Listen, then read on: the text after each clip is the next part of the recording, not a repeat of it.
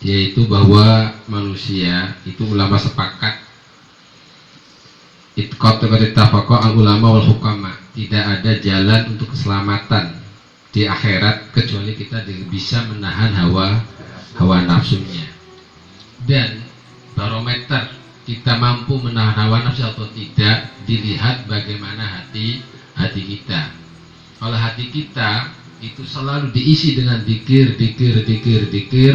maka diramaikan dengan dikir hati itu, berarti dia telah bisa mampu mengalahkan hawa nafsunya. Maka dari itu Imam Ghazali membagikan manusia itu ada 4. Ada yang rajul mustagrik, yang dia istighraq hatinya dengan dzikir kepada Allah. Tidak ada satu kejap pun dia tidak dzikir kepada Allah hatinya. Dan itu adalah minas siddiqin, ya, para nabi, para rasul, para aulia. Yang kedua, rajul yang istighraq hatinya dengan dunia. Umpamanya dia pun dzikir lisannya saja, tidak sampai ke hati. Haitsu yadhkuruhu bil lisan la bi qalbi. Umpamanya dzikir cuma lisan saja, tidak sampai ke hati. Itu adalah minal halikin gitu tuh.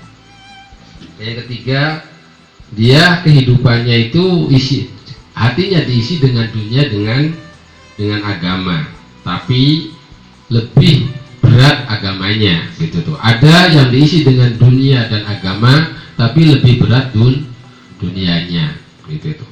Jadi barometer seseorang itu dia bahagia akhiratnya tergantung bagaimana hatinya.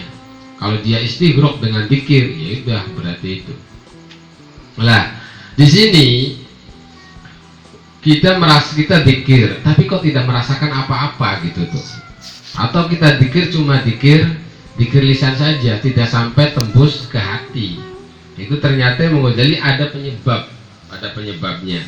Makanya untuk pembuktiannya itu ulul hazmi min arbabil qulub, orang-orang yang punya pendirian yang teguh dari arbabil qulub itu mencoba bereksperimen lah tentang hatinya itu. Bila mana hatinya selalu bunga, selalu senang, selalu riang dalam kehidupannya, bimua atid dunia, selalu disesuaikan dengan dunia, itu melihat diri hatinya itu semakin keras.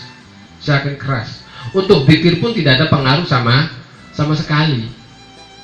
Jadi dzikirnya hanya sebatas lisan saja kalau kehidupannya selalu diisi dengan kesenangan duniawi gitu. Nah, tapi suatu hati kehidupan ini diisi dalam keadaan susah, dalam keadaan selalu sulit, selalu dzikir itu merasa hatinya itu akan lemas, akan jernih, maka dzikir ada pengaruh gitu.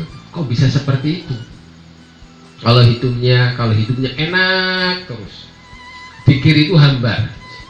Tapi kalau selalu susah kok dzikir itu ada pengaruh gitu tuh. Oh, ternyata gitu tuh.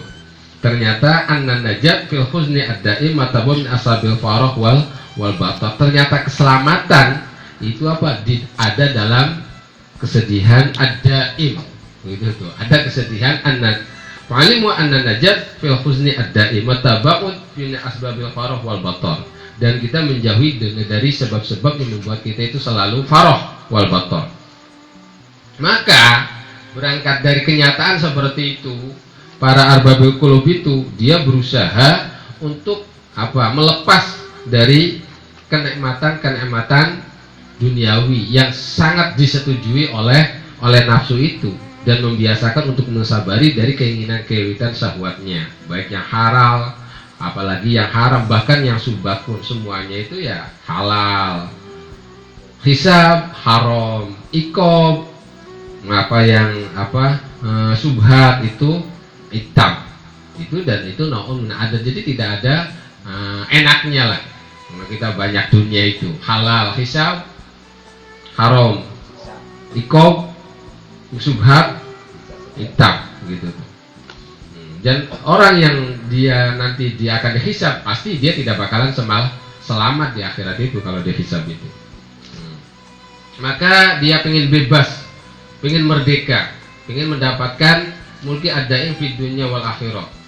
Lah, cara untuk kita selamat dari itu, untuk kita mendapatkan kemerdekaan yang sejati dengan dia selamat dari dari dia jangan sampai jadi tawanan syahwatnya, jangan jadi budak nafsunya, dan dia merasa riang dengan zikir kepada Allah dan istighol bitaati. Dan jadi upaya bagaimana kita zikir itu merasa nikmat, merasa ladat, merasa halawah. Selama kita hidupnya enak terus dengan hal-hal duniawi, sulit untuk kita merasakan kenikmatan zikir.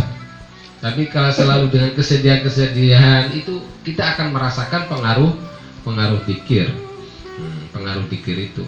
Maka caranya gitu, caranya yang pertama kali sebagaimana kita melatih yang tadi disebutkan, melatih burung elang itu, ya dia dilatih dengan dipaksa semuanya itu, dan juga sebagaimana bayi yang dia mau disapi itu semuanya tadinya dipaksa, yang nantinya dia akan tunduk. Gitu. Jadi ini upaya bagaimana hati ini diramaikan dengan zikir kepada Allah, gitu upayanya. Dengan kita memaksakan selalu berseberangan hawa nafsu kita.